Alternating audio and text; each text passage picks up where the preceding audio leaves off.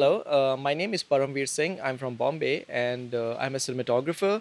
And I have shot big budget Bollywood blockbuster movies like EMI, Liya Hai To Chukana Dena Padega, and Halla. And I've also shot documentaries like Leaving Home, The Life and Music of Indian Ocean. And I've also worked on a lot of TV commercials and documentaries. But generally, these days, I do a lot more TV commercials, waiting for a good feature film to happen.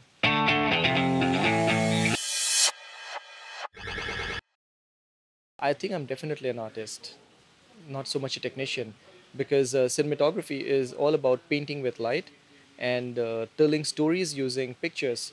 So I definitely think I'm more of an artist. In fact, sometimes I get a little mildly offended when people call cinematographers technicians, because I think we are all artists here. First of all, I have to read the script. Then I have to talk a lot to the director to figure out what is in the director's mind about the film. And then I come back with my own notes and my references, and the director also comes with his or her own thoughts. And then we come to something mutually agreeable, which takes the story forward. I think it's very, very, very important to find the soul of the film, before you start deciding what look you have. Because I think so much emotion in a film can be created through the cinematography that you cannot be wrong about it. So this brings to mind the words of the great cinematographer Vilmos Zsigmond, who once said that there are bad photography, there is good photography, and there's right photography. We should always aim for the right photography.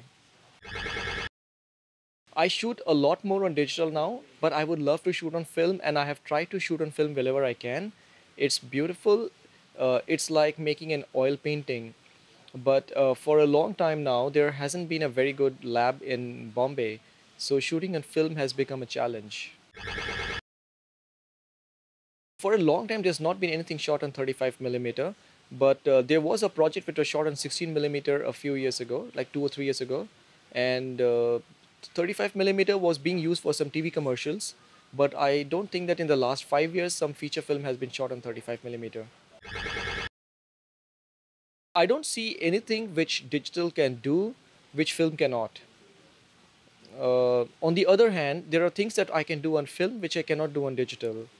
So they're two different mediums. I think they're like oil and acrylic, so they cannot be compared.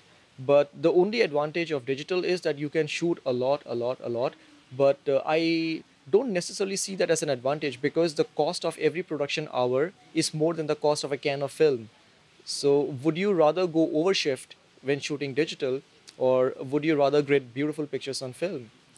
For example, I have shot films in the past where I have played with the chemistry. I've done bleach bypass, I've done push process, pull process, flashing the negative. I've done all of that.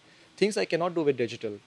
So with digital, you're pretty much limited to what you can achieve in the DI, and which is a great tool. I think a DI is a fantastic tool. I would love to shoot on film and yet still use a digital intermediate if possible. But often what happens is that you do not have that much time to go and sit through the digital intermediate and like tweak things to that extent, especially in feature films, because you might get on to your next job. The decision to shoot digital or film pretty much comes actually first from the cinematographer, because we like to push for 35 millimeter because it looks so much more beautiful. And if you have a director who buys into that idea, then we have to go and convince the producer. But there is not so much of a cost difference between shooting 35 millimeter and digital, if you take into account the fact that like you have done your shot divisions properly and you know what you're going to shoot. Then I don't think the cost difference is that much. But the only challenge these days has been the non-availability of a very good lab. But I believe Kodak has set up a new lab in Bombay, and when you take your negatives to them, they will scan them and give them to you on a hard drive. So I think that will solve a lot of issues. These days we tend to shoot at a minimum of 4K. So sometimes if you're shooting on a camera like Red, you may end up shooting 8K. But the 4K is what you shoot, but most of the post-production happens at 2K. The DI and the computer graphics, most of it happens at 2K. That's primarily only because of budget reasons. But with the new Netflix mandate coming that they only want 4K shooting, so I guess very soon in the future, producers will be forced to do 4K finishes, especially for Netflix. I think I'm not very sure about this, but I think I heard that there's some very rural theaters which still have a film projector where some films are being projected. But I would not know the numbers or locations, but I'd vaguely heard about this. Because in very rural locations, they have probably not moved over to the new DCP theaters. 70 millimeters, I think, I don't think there will be any theater left anymore. I don't think so. But if you go to the National Film Archives of India, which is in Pune, as well as the Film and Television Institute of India, which is also in Pune, they have 35 projectors, and they do project films on 35 even now from their vast archive of heritage cinema. I like widescreen. I really like widescreen. Given a choice, I would shoot everything on 2.40 anamorphic, and I love the look of anamorphic lenses. But it's difficult to come across a good set of anamorphic lenses. However, again, sometimes the story may demand slightly narrower aspect ratio. I think there was a film by Woody Allen called New York or something like that. They shot the film on a narrower aspect ratio. I believe it was 166 or something like that, because it is difficult to compose the vertical city of New York in such a wide frame. So sometimes those constraints may come into, I mean, they're not constraints, they are like creative challenges that for this kind of a film, do you really need a wide screen? You know, maybe the story is better told and the emotions are better expressed from something which is more square. So, but otherwise, yes, I prefer 240.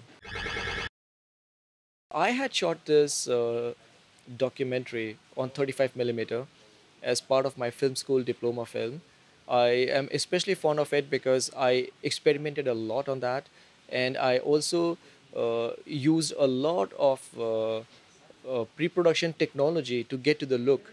Because in my film school, my department told me they could not spare enough film can for me to do a test run before the shoot. So I figured out ways of creating that look and the test in computers using complex softwares like Shake, which was used for compositing big motion pictures in those days. So I got in touch with some of the people who were working on Shake, and they were kind enough to grant me a license for some time. So I learned it, I ran my tests on that, and I shot it, and that film went on to get me the President's National Award for Best Cinematography. So after that, I shot another short film called Linger, where also we experimented. Again, we shot on 35 millimeter.